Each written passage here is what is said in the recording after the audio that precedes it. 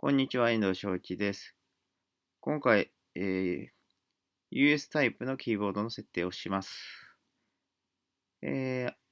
US タイプのキーボード、アットマークの位置などが、標準 JISMA キーボードと違うので、そこを直していこうと思います。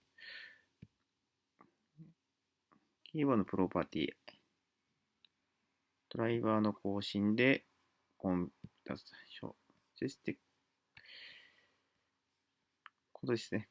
ドライバーの一覧から選択しますをいらして、光合成なるハードウェア表示ではこれしか出てこないので、これ外します。そしたら標準で101すら102キーボード仕様が出るので、これを選んでもらいます。そして Windows の警告が出ますけど、関係なくはい。で、正しく設定されました。で、再起動したら設定されています。以上となります。